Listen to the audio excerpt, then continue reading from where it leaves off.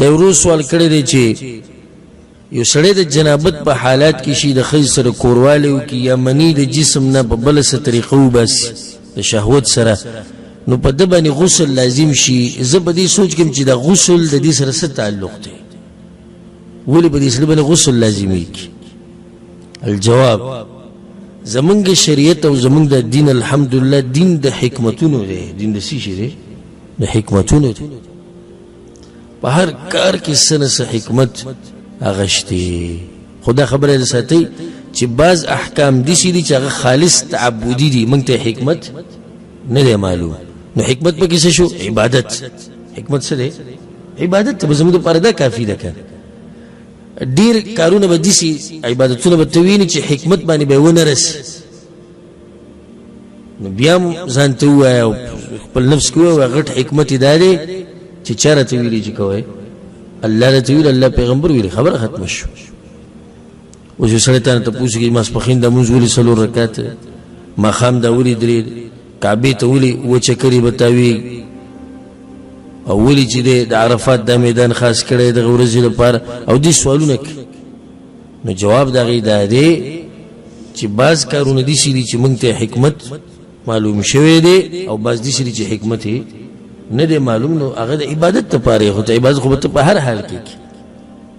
الله سبحانه وتعالی ابراهیم علیه السلام ته ووایي ابراهیم د خپل زوی څه که حلال که. حکمت ورته معلوم نو معلوم. فلما اسلم وتله للجبین، الله وی بوی تو را سملوي چاړه ورته په مرۍ باندې هم کېښود. حکمت ورته معلوم نو معلوم. ورته حکمت مسلمان کار سره تابعداري د الله او د الله د رسول. کوم ځای کې مسله رااله که حکمت معلوم شو او ډېره ښه د علم هم ډېر شو، علم څه شو؟ ډېر شو. او که حکمت معلوم نه شو بیا هم څه پروا هم نشته. خو پروا هم دې سره ده چې د عبادت په څنګه په صحیح طریقه کوو، دې سره به سوچ دی. بیا د دې مبارک کې حکمت هغه واضح دی، هغه دا دی چې کله انسان د جسم نه مني وځي نو دا په ټول جسم باندې اثر کوي. او سبحان الله دا خو واضح خبر هر یو ته معلومه ده چې څو پورې د لمبلې نه ته به چې په ما څه بوج دی، سستی، مزه بدله نظر کوي دا ګرځېدله دا خبرې چې ولمبې بلکل به تازه شي. د الله په هر کار کې حکمت. او اوس الحمدلله ډاکټرانو د دې خبرې ګواهي وکړه. اگر که زموږ د ډاکټرانو ګواهي ته ضرورت نشته، خو ډاکټرانو اوس ګواهي وکړه په دې ټکنالوژي کې. هغوی هم دا خبره معلومه کړه چې او د جسم نه چې کله مني وځي نو جسم ټول سوش شي او کهلی شي. د هغې علاج دا دی چې په جسم باندې اوبه وواړئ. په دې باندې یو ډاکټر یو کتاب هم لیکلی دی او ما سره کور کې شته. هغه ډېر اوږده خبره کړې ده، عربی ډاکټر دی. هغه دا خبره کړې چې کله د مني د انسان نه وځي نو یو خو ټول بدن هغه بدن ټول سوش شي. بله دا ده چې کله انسان د ښځې سره کوروالی کوي یا په بله طریقه باندې که حرامه وي جدا مسله ده، خو موږ دلته د منۍ د ویستو خبره کوو. د ده نه چې د مني وځي نو ټول جسم ته خوند اخلي، صرف د ده د عورت خوند نه اخلي. په دغه ټیم کې د ده سترګې هم خوند اخلي، په دغه ټیم کې د خوله هم خوند اخلي. دا ټول جسم یې په شهوت کې راغلی، ټول جسم په شهوت کې. دلته ټول جسم استعمال شو په دې کار کې. نو کله چې دا مني وځي نو دا جسم څه شي؟ سوش شي. نو د سستۍ د ختمولو دا طریقه ده.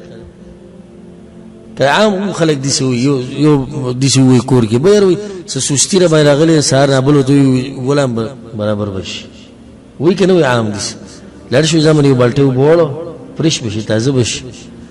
نو چې بیا داسې سستي په سړي راشي. دویمه ده چې د مني چې د انسان د جسم نه وځي دا چې د بدن په هر ځای ولګي.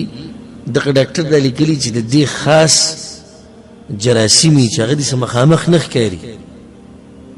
او دا جراثیم ولې جوړېږي چې کله د منۍ په یو ځای کې ډېر وخوشي به دغه جراثیم جوړیږي چې هغه ډاکټرانو ته معلوم دی هغوی به د خپلو مشینانو باندې دغه اینی او هغوی وایي چې دا لیدی کېږي او دغه نه صفا کېږي مګر دا چې ته په ټول بدن باندې اوبه واړې. ګوره حدیث کې درځي د هر ویښته لاندې جنابت، د هر ویښته لاندې جنابت ته مطلب دی چې دا جسم ښه پاک وینځه.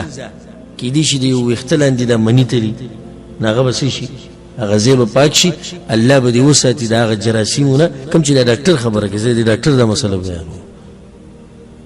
الحمدلله ثم الحمدلله چې الله موږ ته دا خوږ دین را نصیب کړی او دا پاک دین الله موږ ته را نصیب کړی.